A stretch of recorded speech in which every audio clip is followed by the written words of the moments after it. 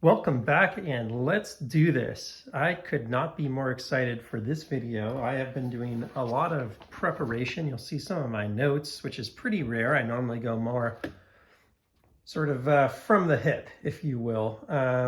When I do these videos, I want to really just feel knives out, check them out, and so on. But I've been collecting Demcos for a little while, as you may be able to tell from what you're looking at right now. I got to tell you, I thought long and hard about how to set this up. Do I want to pull out one knife at a time and walk you through it and everything? But what I thought I would do is start with a little bit of what I've learned about Demko knives. I think there's a lot of mystery in what they sell in terms of the various knives themselves. Whether it's the AD20.5, these are made in Taiwan, along with the Demko Free Rein, the AD20s that are either custom made hand ground or machine ground, but also made in the US. These are all made in the US, as well as these. Some of these AD20S over here that are made in the US have some foreign parts in them. I had so many I couldn't quite fit it in here, so there's a couple duplicates that are basically the same knife that are sitting next to each other here. On the AD20S, I'm going to talk you through everything from the blade steel to the handle materials to the models to where they make them, what I've learned. And I'm just going to start with a little bit of the history here. So if you've watched some of my videos, there's a lot of flicking around of knives, a lot of this kind of action, feeling them out and stuff. We're going to do a little bit of that today, but for the most part, we're just going to talk about the Demko lineup so that you can get a little bit of familiarity on what the heck you're getting into, what it might cost you, and some of the things to look out for and where to go find them. So let's start with where to find them, because I could save you a lot of time if that's what you're interested in. The places that I found the most were, of course, websites from vendors, whether it was DLT Trading to Knife Center to, you can even find crazy ones like this on Arizona Custom Knives, totally overpriced. Sorry, Arizona Custom Knives, but it's kind of ridiculous. You can see actual knife drops of the AD20S on Knife Center and DLT.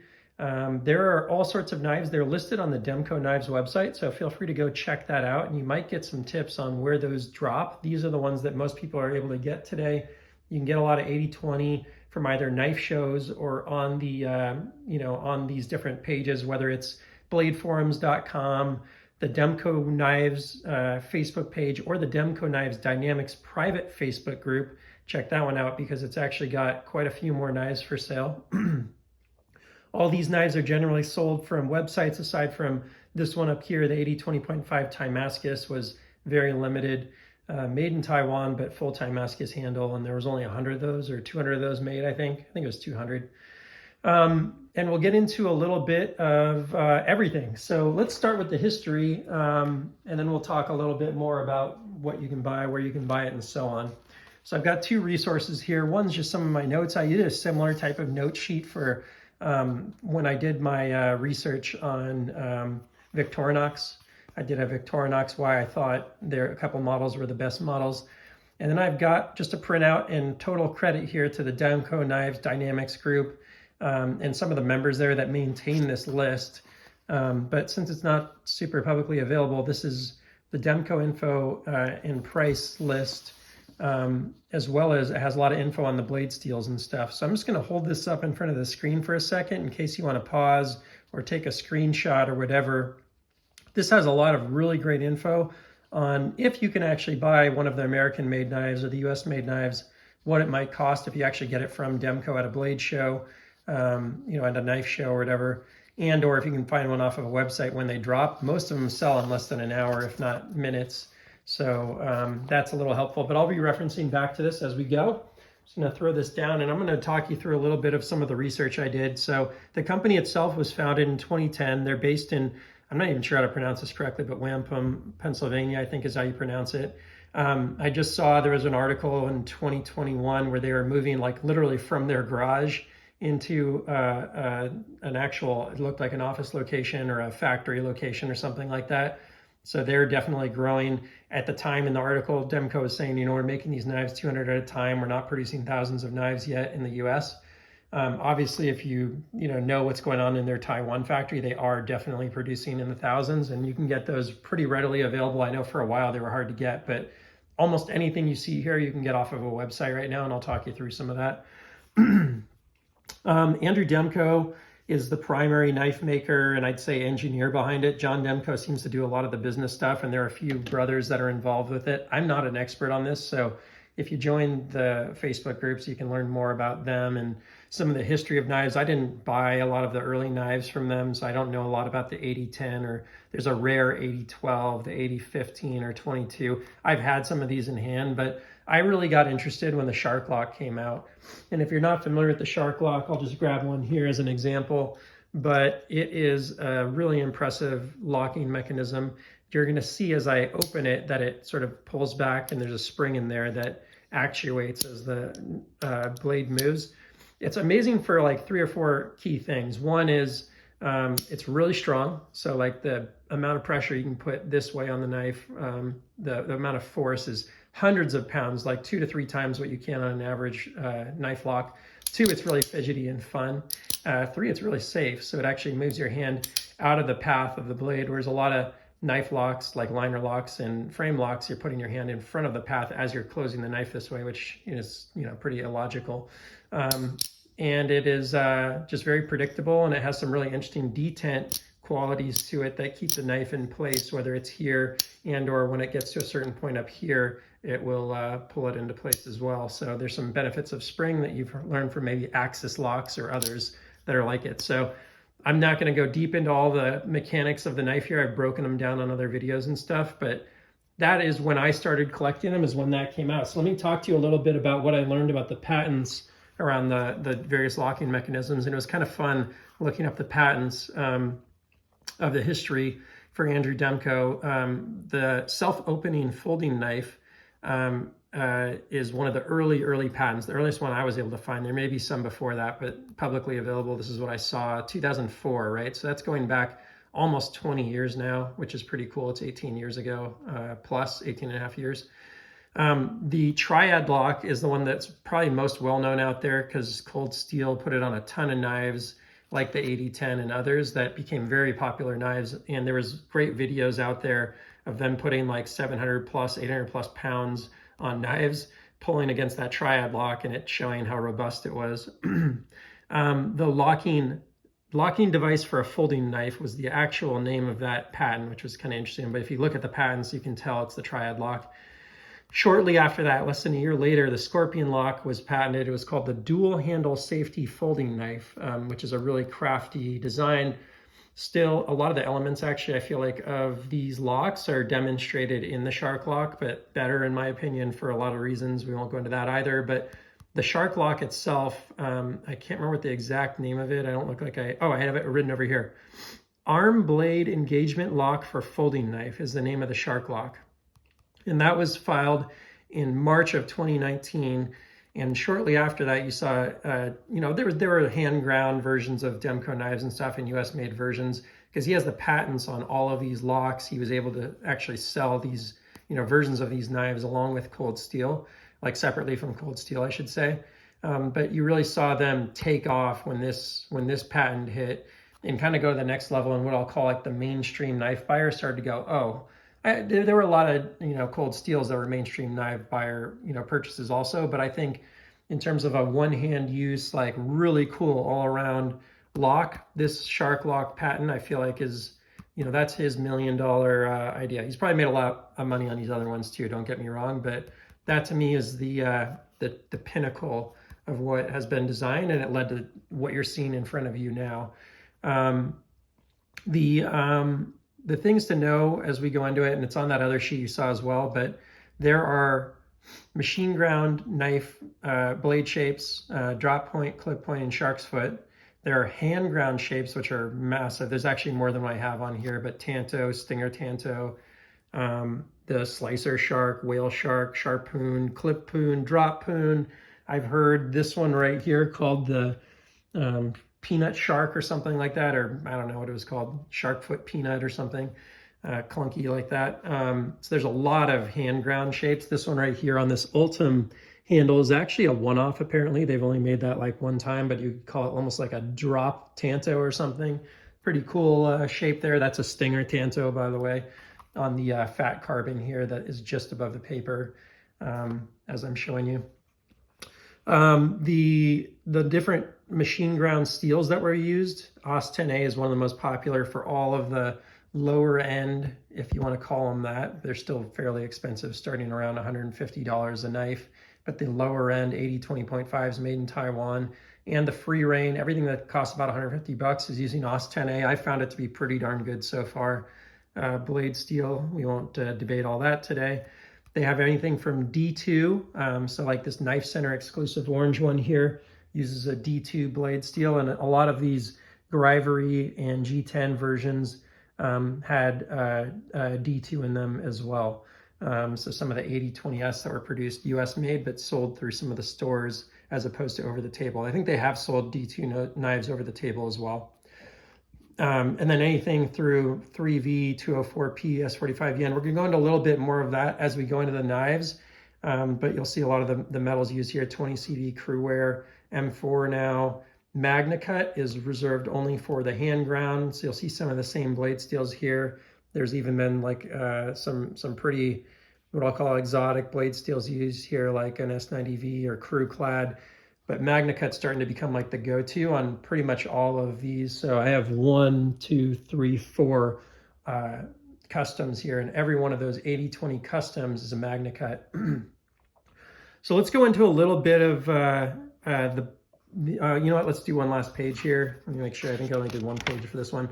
The handle materials, so on the AD20.5, you have Grivery, you have carbon fiber, you have smooth titanium and textured titanium, so smooth and textured titanium. You have, on the AD20S, Grivery, you have G10, even G10 like camo. You have carbon fiber variants, smooth tie, and textured titanium.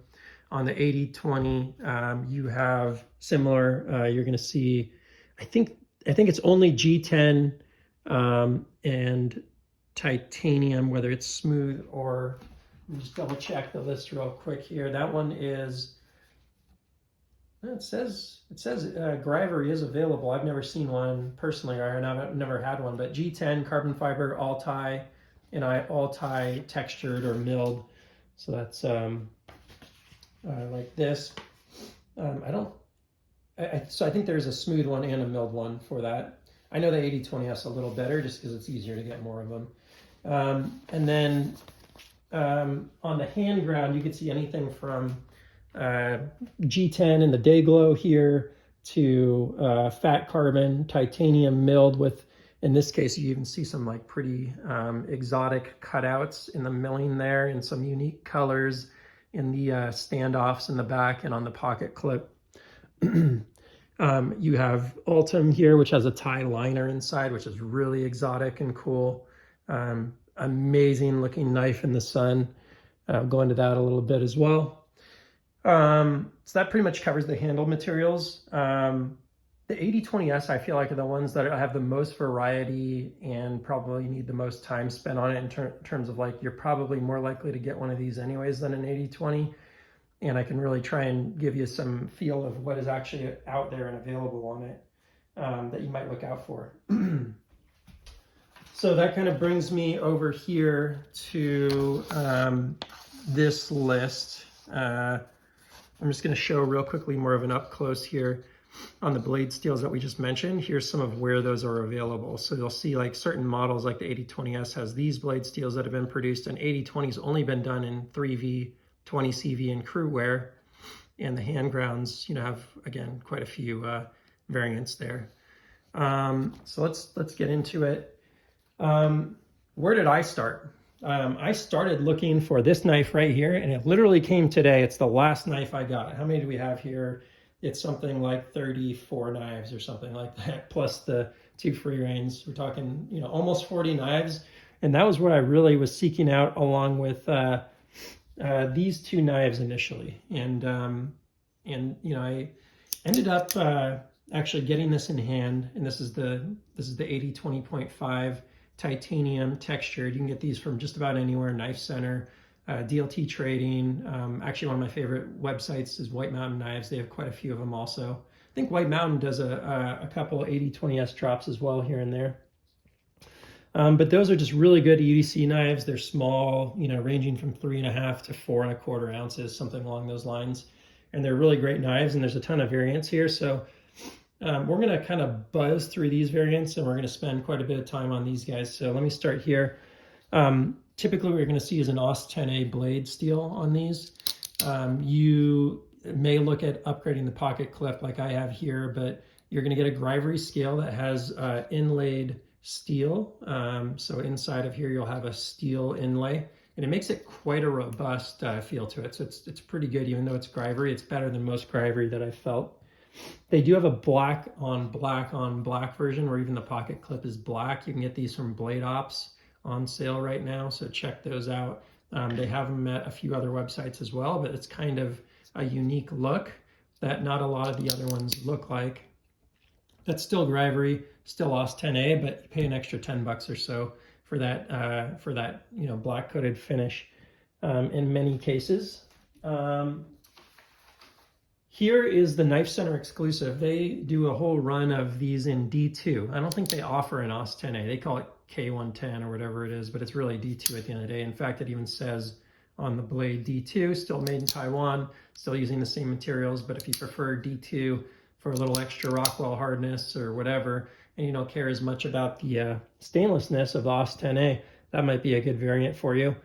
I have this one out here because it's a DLT trading exclusive where it has green, OD green scale. I haven't seen that on any other websites. I'm pretty sure it says exclusive on their website. Got that one in the clip point there. Again, you're gonna have a shark's foot or clip point on the AD20.5. Moving up here, this is kind of cool. Knife Center has this as an exclusive as well, and it's a Grivery, but it's 3V blade steel. So if you want a more premium blade steel, 3V is the highest toughness blade steel out there, and that could be a pretty highly considerable option for a lot of you if you're looking for, you know, a lower cost. I think the MSRP on this is something like $195 or so, so it's quite a bit lower than these other 3V variants we're about to get into. But it is a real nice blade steel with the Grivery handle, which might appeal to a lot of people. Here are a couple variants in the carbon fiber. It's a very smooth carbon fiber. It's the 3V. This is both the clip point and the shark's foot here. The carbon fiber is very nice, but it's not like blow your socks off. It feels good in hand, but it's kind of smooth, and I'd say it's like what I call maybe a mid-grade carbon fiber on these AD20.5s. Nice knife, and it actually is a pretty good price. Like, this is probably one of the best of the total overall values if you don't want like a Grivery, but you're not ready to spend the money on the tie. I think these are like $265 or $275 on Knife Center. I think they're exclusive. So that's a few exclusives, right? This 5 set here is exclusive. You can see a lot of these different colors and AUS 10A versions from a lot of different websites. They're pretty universal, where you can get them in many different places. Also not exclusive, available in a lot of different places, are these titanium versions. They're still 3V, but they've got a really nice handle on them. This is actually the one I thought was going to be my daily driver EDC. I really do like it. I may still end up going back to it, but I ended up really using this most of the time for whatever reason. We won't go into that too deeply on today's video, but I do really like this sort of matte finish that they have on here. It's $315 MSRP. They've been on sale for Black Friday on a few different websites, so check that out. But that's the shark's foot version. This is a pretty darn good all-around EDC right here with that 3V and the smooth titanium. This is where some people say, you know, this is the better one. It's extra 50 bucks for the textured titanium. For me, it feels a little harsh, like it's a little rough going in and out of the pocket. It's a little rough in the hand. It's not as much of a pleasure to handle for me personally, but for a lot of people, this is the ultimate EDC. If you watch Metal Complex, his videos, this is what he carries most of the time. And I mean, he's the guru, so there you go. But a really nice one, and I have the variant here as well on the clip point, just to, you know, I think that's sort of a sweet variant there as an all-arounder as well. And then this is one that's much more rare, and I don't think you can really get these at this point. You're probably gonna have to look on the secondary market. This is the Timascus 3V. These are ranging from, you saw websites selling these from either at the table at Blade Show or on a website for $950 up to $1,300. I mean, I've seen them even for more, but it's a really glassy finish on it. It's pretty cool, and I think about 200 of these are made. Supposedly they're coming out with a shark's foot version of it also. I don't know if that's true or not, but some people say that might be there, where there'd be like 200 of the clip point and 200 of the shark's foot or whatever. But pretty neat variant. Still made in Taiwan, but just a pretty brilliant Damascus finish there. Again, very limited and hard to find these. And you'd have to decide that you wanted to pay for that, of course.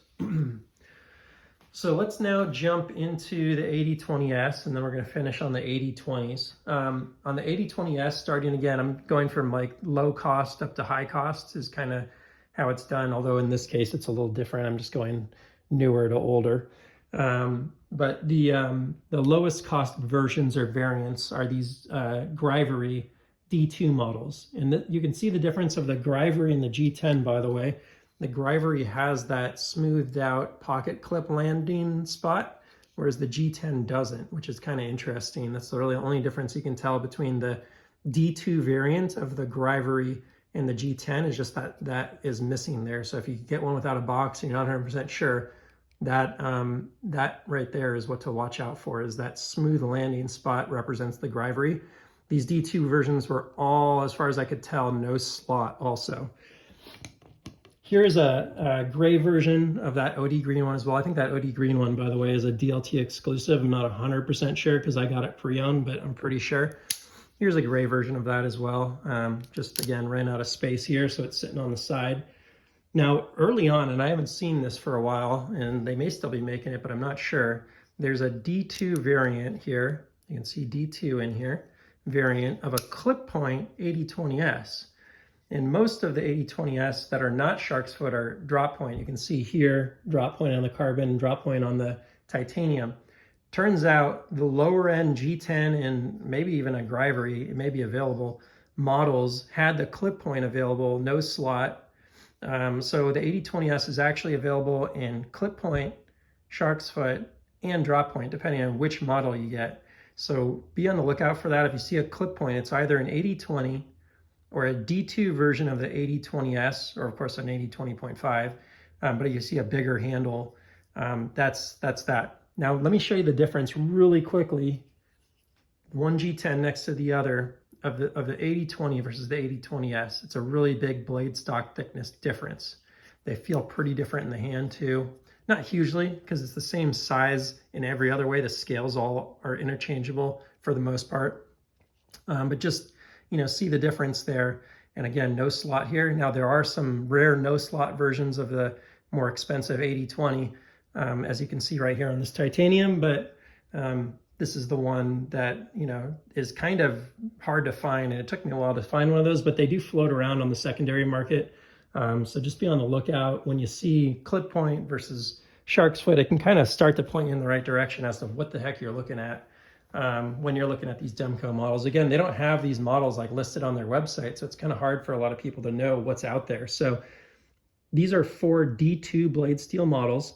Now stepping up to this camo G10 here, which actually has a really cool, if you look at the inside, and I'm not hitting it with the best light out today here in the middle of the winter in December, but not the middle, but the beginning of winter in December.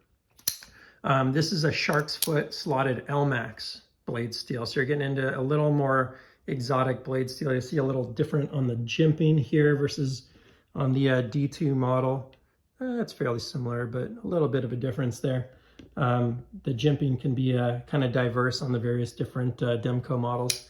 But that's getting into Almanac blade steel. So pretty cool. And then this next one here, and I think these are mostly sold from DLT, but I'm not 100% sure. S45VN variants. I have a lot of S45VN on the AD20S variants that I have here, but these are 2 new in box G10 S45VN variants in shark's foot. And there are a lot of shark's foot out there on the AD20S, a lot fewer drop point or clip point is what I'm finding. Now, just at the most recent Nashville Custom Knife Show, NCKS, they brought out or released this machine ground, again, MG, not HG, but the MG and M4, CPM M4, no thumb stud version. I did a whole video on this. Got this one from someone that was out there at the show. I'm super excited to have it. But this is a totally different thing that we've never seen before on the AD20S. This just came out here in, I guess it was in November of 2022. And that is a little bit of a different variant where you only saw that peanut on either the AD22, which is a very custom model today at least, or on the custom AD20, like a couple of these here that have that peanut there. And it's quite nice. Like it rolls out nicely with the finger. You can spidey flick it super well, of course. That's kind of why the spidey flick exists. The thumb flick works fine there. It's probably not the best for most people, but that's a G10 AD20S M4, call it a peanut shark, whatever you want to call it. But kind of interesting there. Now the next few knives are getting into the premium AD20S models. So far these ranged, like when they first came out, they're like $275. I think if you get these now, they're like $350. And similar as you get up through the G10, you're talking about like a $400, maybe $350 to $425 knife in this section. If you can actually get it yourself, if you bought it on the secondary market, you're going to pay an extra couple $100, $100 to a couple $100, depending on who sells it to you. And if they're being nice, if it's highly used, you might get it for less, of course. So getting up here into the carbon fiber versions, and I've done videos on these, so I won't go deep into it, but I have a couple interesting ones here. This one's an S45VN, so it's probably also like a DLT knife. If I had to guess, I think S45VN mostly came out of DLT. You can see this is a slightly more premium version of carbon fiber from what I'm seeing. Look at the pattern difference. They're a little bit different there. It's a little bigger and thicker, and the way it's made is just a little nicer to me. It's still very smooth, and you're going to have to want something that might slip out of your hand a little bit, depending on how you're using it. But shark's foot still have the, generally the same format there.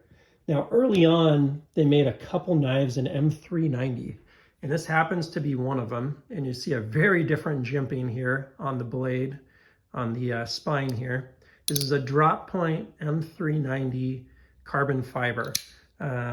Very rare, and I was very excited to get this one from one of the great members of the Demko Facebook group, Demko Knives Dynamics Facebook group. I'm gonna let him buy that one back if he decides he wants to, but he bought a nice car and needed to hawk some knives, so I bought that one from him. And that one's very cool. Moving along, here is a milled titanium. You can see the milling out of there inside, right? It's got the mount taken out. It's called a lightweight, smooth titanium. Again, in S45VN in this case. Really, really nice knife. I'd say for someone that wants an AD20S that is going to last as long as possible, this smooth titanium feels really good in hand. It's pretty glassy, which I really like, where it doesn't feel like it's going to slip out of your hand ever. It's certainly not as grippy as the textured ones, but that's a really sweet EDC knife in my opinion, for someone that's looking for an EDC that wants a little bigger but still pretty slicey. This particular variant is one of the ones you see in a lot of my videos. I use it as an example. It's 204P, which if you're not familiar is a 20 CV or M390 variant. It's just a different manufacturer as opposed to Crucible or Bowler. This drop point blade, again, being more on the rare side, and this one's also a lightweight here. I believe they make this also in a full weight, but I haven't seen one myself, to be honest. What is full weight? So that's a really important question. I think I have one right here. On the AD20S, on the AD20, all of them are full weight as far as I could tell, but on the AD20S, it generally has that milled out inside. This is a full weight, and it costs a little more. So this full weight one would be like a $625 MSRP if you were to actually buy it from a website. The lightweight's $675. So same knife. Otherwise, that extra milling and effort, they charge an extra $50 for that. But this thing does give you a sweet feel in hand. And the texturing on the AD20S and AD20 variants, to me, feels a lot smoother and nicer in hand than on the AD20.5s. It's more shiny and really hand-friendly, in my opinion. I actually don't find this to be that much more grippy than the smooth version, so I think both could make really great EDCs. I think the smooth version's a little easier on your pocket fabric. as it goes in and out of your pocket, but to each their own. This one right here, again, S45VN, but really cool full weight AD20S variant. And lastly, on these AD20S, here's an example in S45VN also, but it's the lightweight version. So you got the milling out of the titanium, still a shark's foot. I'd love to have gotten one of these in a drop point along the way, but it never worked out. So I've been really happy with just having these two variants here that, you know, really represent the textured titanium, lightweight and full weight. Just super cool, super cool knives. So let's get into AD20. Now, what's the big difference? We talked about the blade stock thickness. We talked about the fact that these are all clip point. I'd say the last piece is like, where do you get them? Like, I personally haven't seen a full AD20 on a website. Maybe people bought them there in the past. I think they were pretty like one-off. I don't think it was like a consistent thing. I've heard that people used to see them like a year or two ago, like on websites sitting there because people didn't realize how collectible and, you know, hard to get these were going to be, which is the funny thing about knives. Rarity seems to drive a lot of interest and intrigue. But let me work my way up from the bottom here. This particular one's actually the first one I got in a full size, if I recall correctly, and I'm pretty sure I paid a lot of money for it. But it is a crew wear. You can barely see it. It's hand carved. It's one of the originals, and I believe it's a DLT Trading exclusive crew wear. I'd have to go double check with the seller that sold it to me, but a pretty rare tan handle model. That's just a really nice knife, and it's super smooth. If you watch my unboxing, now I do remember that this was my first one because I remember I unboxed it and it was just so smooth. I was just like floored how smooth it was. Really cool variant. Moving along, this one right here is a 3V. It's one of the originals. So when, you know, some of these not lightweight, but milled out titaniums came out originally. Along with those were a few other 3V variants in G10. There's like a blue one floating around that you may have seen Nick Chabaz did the unboxing on. This is one of those early on ones. One of the things that you'll see on an early on knife is either nothing here, where they oftentimes have the, you know, just let me give you a regular version here. You're going to see the pattern in there is, you know, laser etched in there. So you're going to see either nothing in there like this, or I think this would have it. You're going to see this 17-4, I think it says PH, but I'm still never 100% sure if that says PA or something. It feels right because of where the knives come from, but I'm not 100% sure, to be honest. I should have confirmed that before I did this video. So anyways, this one's one of those early 3V variants. I've got a guy that's pretty keen on getting that one. And then here's one that's spoken for, but that is so cool. And I just got it. I'd never seen this, and it just popped up on Blade forums, and I just like snagged it super quickly. Couldn't believe no one else had bought it after a few hours, but Jade G10, really cool. Like see-through, you can really see like the mechanism inside. I don't know if you can really see it move, but you can see all the you know, these are just slabs of G10 on the AD20s and on the AD20S. You can see where all the metal is right through it there. It's just really neat to me. Really cool variant. This particular one is crew wear. So again, you're going to get these in 3V, 20CV or crew wear for the machine ground AD20s. Again, getting into the bigger blade stock thickness here. But this is probably like a year or two old, because you can tell when it does have the laser etch on the metal that it's more recent versus when it's hand ground in. I believe that's generally an indicator of it being, you know, more recent. And then again, inside here, now you're getting the laser etching on the patents in there. So this next one is actually one of the few in the collection that was pretty well used, and it's, I think, the only knife in my collection that's been resharpened. This is a 20 CV variant, which is a great blade steel. In fact, if I were to just pick one as a user for the AD20, probably go with this, like a 20 CV, and I live like pretty close to saltwater, so you know, between the stainlessness, the hardness, and the toughness of 20 CV or M390, and I really like this G10. This would be a pretty great all-around user. So I can't disagree with that person that I bought this from. But yeah, pretty basic there. 20 CV variant in G10. This is where it starts to get more interesting. I haven't seen many of these, but this is a no slot original 3V. You can see 3V hand etched into the blade there. And to get one with no slots, pretty rare. This one also has the hand ground inside, and again, full weight on all the AD20s as far as I could tell. Pretty sure all of them are full weight, not lightweight when it comes to an AD20. It's a beast of a knife here, pretty Rambo-ish. Pretty badass. And then this is the one that came in today. I've been searching for months. Just probably saw it originally on like either Nick Shabazz or Metal Complex, probably Metal Complex. I watched more of his stuff earlier on when I was starting my collection again, reinvigorating the collection. And this one's super weird and rare because there's no blade material hand etched in there. You do have the carving inside there, which is interesting, but this one random knife, I haven't heard if this is common early on or what it represents or means, but this one has no blade steel, so it's probably 20 CV or 3V, possibly crew wear, of course, but probably 20 CV or 3V. And again, this milling is just phenomenal on these AD20s. Really nice in hand. You do see a little variation on the color of the shark lock. So let me show you two right next to each other there. Some of the earlier ones and some of the hand ground ones seem to have these blackish ones or less finished ones. I don't know what it is that makes those different, but you know, it is something to note. I'll show you an example of that here. This is another one that has that sort of blackish finish in there. It could even just be, for all I know, let me take a look here. It could be the G10 doesn't have it and the titaniums do. That could be what it is. Although this Ultim, although it has titanium inside here, so maybe that counts.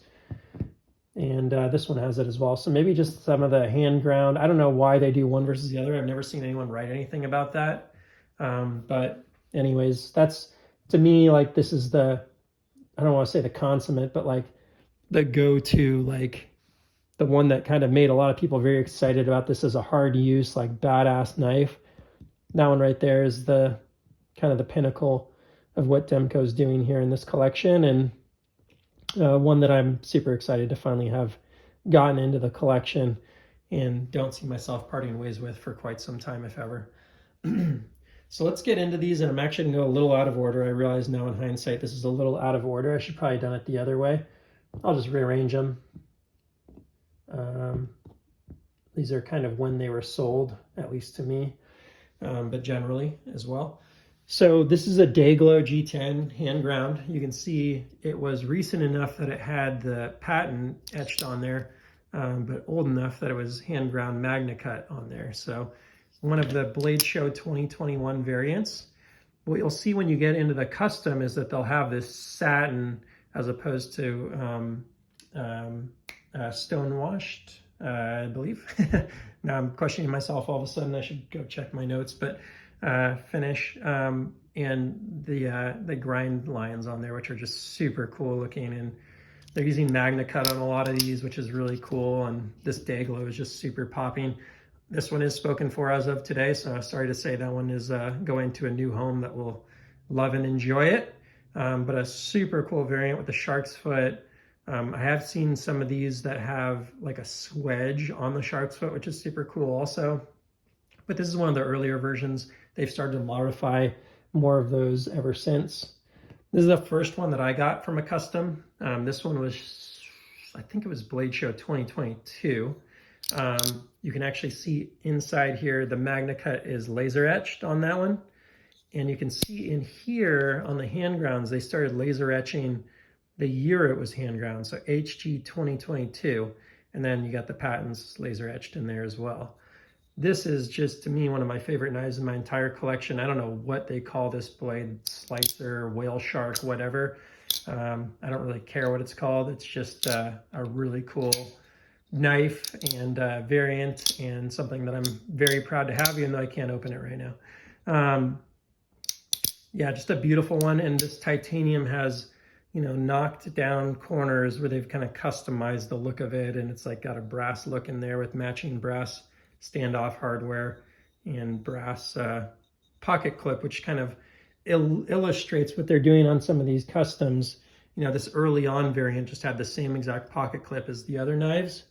I believe when these were selling, there were maybe 1,600 over the table back then. The same knives now are selling for 2,000 over the table. This was sold for 2,000 over a table this year, as well as this fat carbon one. This fat carbon has this really cool, I can't remember exactly what they call it, but this type of milling in there that is just brilliant. It's one of my favorite of the Demkos in hand. They've got kind of a custom bling hardware on there, as well as on these back hardwares with the brass hardware and the green pocket clip. They're starting to do these like pop-in green titanium liners here. Again, hand ground 2022. This one was sold at the Nashville Custom Knife Show. And you can see this particular blade is pretty wild. This is called a Stinger Tanto by Demko. And it is, I'd say, in a league of its own. It's pretty wild. You have a zero edge finish here, where basically this is sharpened from up here all the way to the edge. And then you have a more common micro edge here on the bottom side. And with just this beautiful hand ground. It is just one of the wildest knives I've ever seen. Really cool. And this one's also spoken for. Same guy is buying both these two knives. So that's the last of the customs that I'm selling off as a part of this. But wow, what a really cool knife. And one I was really excited to include in here because it really illustrates, I think, how wild they're getting with some of the hand ground stuff and what Demko's doing, and I think kind of pushing the envelope for, you know, what's being done in the knife world right now. This one to me is at the very the wildest ends of it, but also something you could just imagine. Like I heard someone say, dude, it looks like you could shove that thing through a car door. I tend to agree. It's pretty badass. Which brings me to the last one here, and it's one of the newest types of variants, and it's one of the most exotic knives that I've seen. It's also one of the most impressive ones in a lot of ways because it's so light. The weight of the knives range from, again, like 3.5 ounces up through maybe 4.5 on the AD20.5s.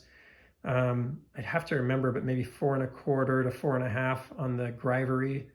Let's do a quick weigh in there, actually. And I told myself I was going to bring out my big scale for this, but I totally forgot. So I can't weigh some of these heavier ones, but they're getting up over 7 ounces. These, let's just use this one. These Grivery are weighing in at 5 ounces rather on the AD20S, scaling up to like 7.5 ounces for a full tie weight. And then these hand ground ones can get up in that 7 to 7.5 also. But this particular one is like 5.48 ounces. Let me just double check real quick, which is just wild. I mean, partly because it doesn't have a thumb stud and has that big peanut carved out of the blade. But this one's also a Magna Cut. It is also hand ground 2022 with the patents. They actually knocked down some of the tie liner and went from green to blue. So it's like green liners with like blue knockdown in it, plus the yellow Ultim. It is, and this is a one-off blade shape. It's almost like a drop point Tanto or something with a swedge on it. It is just out there, totally unique jimping on it. Feels amazing in hand because it's so light, weighing under 5.5 ounces for such a big, tough knife. And yeah, just Ultim is an amazing material. The ones with the full blue liners look even wilder in the sun because you got yellow and blue turning out like a green color. This one's still pretty wild. You can see it refracting the sunlight in some pretty unique ways there. But wow, what an amazing knife. I did a full breakdown of this one and cleaned it up just because there was a little bit of grease coming through one of these back spacers here. And just getting it apart and seeing how they did it all, it was so impressive. The actual Ultim scales only weighed like 3/4 of an ounce. It was pretty wild, including both of them. So to me, that's really pushing the envelope again even further into something that's pretty unique out there and really speaks to the badassness of what Demko does on a on a big hard use knife potentially if you wanted to use this. Personally, for me, it's gonna be a little bit of a collector. I know it's gonna make some of you cringe that it's not gonna get used, but it is what it is. And that kind of brings us to these free reins, which get up into the 5-inch blade as well. They're starting to talk about doing these in Magna Cut, which I think will be pretty badass, but these initial ones are in either blue or gray.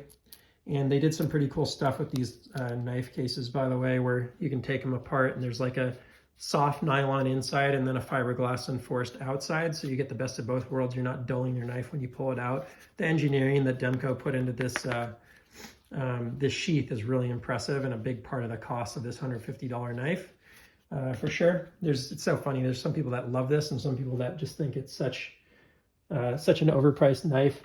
Probably really depends what your love for Demko is. Just get the scale out of here real quickly. So let me just make sure I hit all the points I wanted to really quickly. Maybe I can run through a little bit more of the stats and stuff for some of you that stuck it out and are interested in learning a little more. Make sure I didn't miss anything. So AD20.5s, the black coating, I didn't mention it, but it's DLC. So worth noting that specific. Oh, totally missed it. The machine ground AD20 also now has an I available. International parts is what it stands for. It says coming soon here, but they did drop some of those at the Nashville show, and it was a 20 CV blade made in Italy. So same price. I think they're just trying to, drive up their ability to meet demand. I don't know if these prices have changed at all, but again, they were originally more like $275 for a Greivery. It's now $350. G10 I think was like $350, and it's now $425. So I think those went up a little bit. The carbon fiber, $525, all tie, which means the full weight tie, $625, and the all tie milled out, which has that lighter, extra $50. So the AD20S machine ground, those are the price points on those, and apparently the AD20S and the AD20 are the same price. Again, I've never been able to buy either of them new, so I couldn't tell you for sure how that all works. Hand grounds, again, over the table. This says NCKS, but the most recent show was still 2000 over the table at NCKS in Nashville. It says NCKS. Cool. So free rein, still Taiwan made. USA made versions are coming in the future, as it mentions. It does have blade stock thickness, so the S is a 0.13 behind 0.13 inch blade stock thickness, worth noting there. Initial run of slims with D2 steel was $275. It notes there, and $350 for G10, so it does note those lower prices that are originally out there. I think we covered most of everything else here. Oh, you know what? There's a couple other things to note. Let me show you some stuff on the boxes. So there's some box variants that I've seen that differ over time. So here's, again, this is one of those early on M390s, and this is what it originally looked like. It did come with this box, which the AD20S was mostly sold from stores in this box with the Demko name across there. But it just had this really basic part number on it.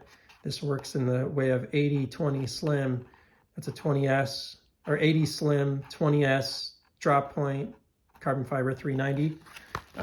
Most of them are going to have this here, some of them having like a little bit of extra detail on it like it is for this Thai one, but slotted shark's foot, MG AD20S S45 yen, and you can see how that kind of plays out up here. It's more of a part number, like the 318's more vague, so that changed a little bit over time. When you get the AD20, it's typically, if you get it from a website, you might see that same box, but if you get it from the knife shows, you'll see this box, this custom build box. And this particular one even had the blade steel written up here. This is that 3V no slot one there in titanium. But you see something like that. Let me find you another one. And then here's a more common one here. So this one's the AD20 Crew Wear, sold from DLT Trading, I believe. So again, a little bit of a different variant on the box there.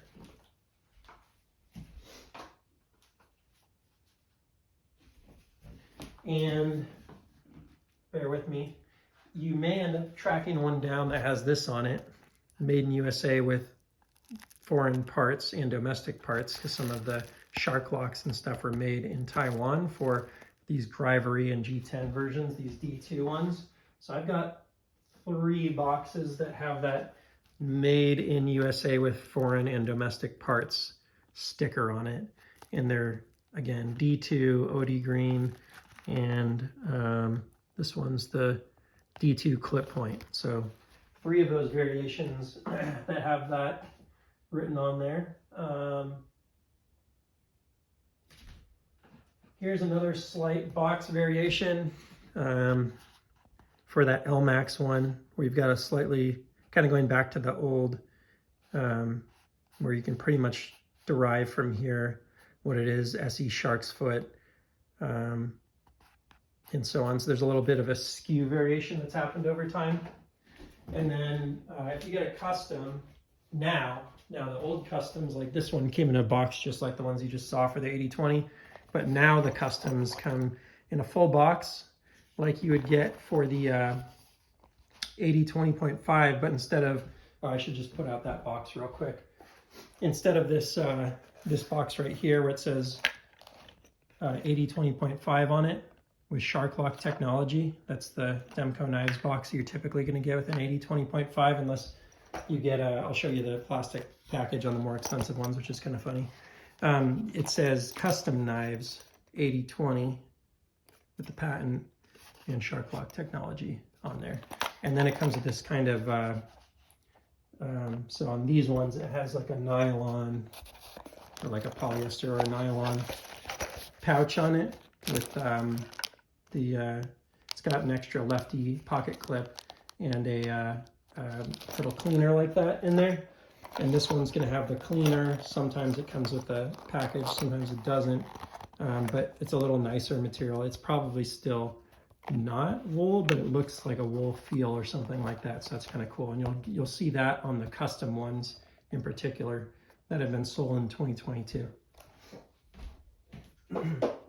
What else is there to mention? Oh, the box for the higher end 3V models, all the 3V Taiwan models come in a box like this. Some of them having a part number on there as well, like this particular one, where it shows the textured titanium, shark's foot. It's like kind of spells it out there. And I'll have like a number 20.5-910 or 911 or whatever the different models are. And it's super simple, no cleaner, just get the lefty pocket clip, a little plastic pouch that it goes in. And it's actually kind of hard. The first time you open it, it's pretty hard to open up. And you'll like struggle and think you're gonna break it, and then it'll slide out eventually. And then the next time you open it, it's a little easier to get it open and closed, which is kind of funny, but it will tell you if it's been opened before. So I think that's largely what I wanted to cover today.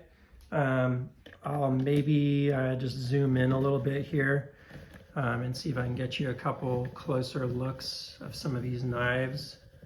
In fact, maybe I'll even just take the phone off of the tripod real quickly and just give a quick look around. And I did do a lot of close-ups as we went, but thought it'd be kind of fun to just show you one more little run across here of the various different knives and their variations.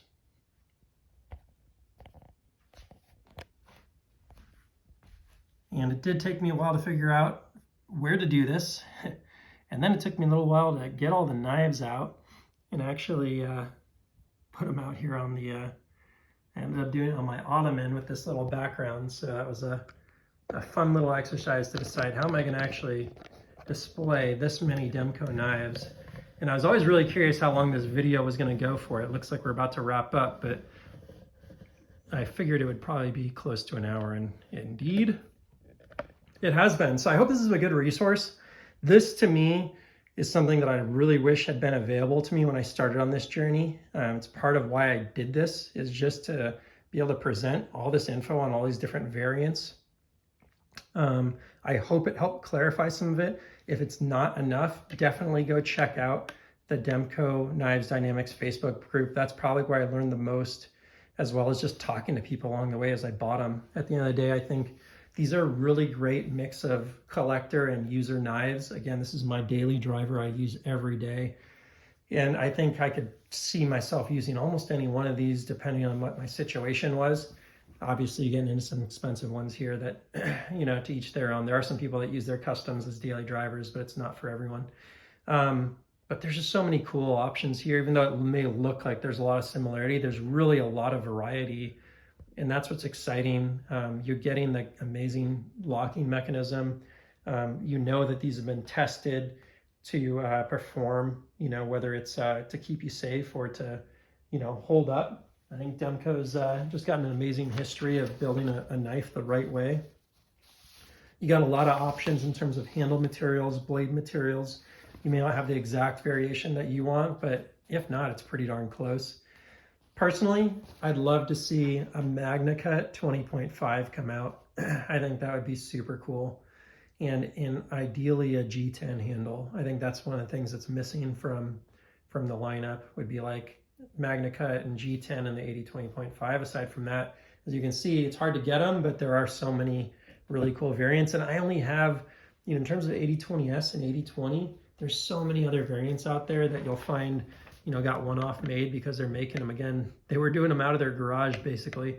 And yeah, there's just a lot of options that have been produced that might be a really cool knife for you. So hope this is a good resource and that it ends up bringing either you a little bit of joy if you find one of the Demko knives that you really love, and or saving you some time or money in your journey to go find that knife. So my voice is pretty much running out here. I'm going to call it. That's all for now. I may come back and do some one-off videos tied into this, but super excited to get this done. And then I got, you know, again, about 20 knives here that are going to probably go out to different viewers. So giving all the viewers first shot on buying these. I'm really not trying to make money on them, just recoup my cost of what I did. So passing down some of that time and effort that I put in out to the viewership.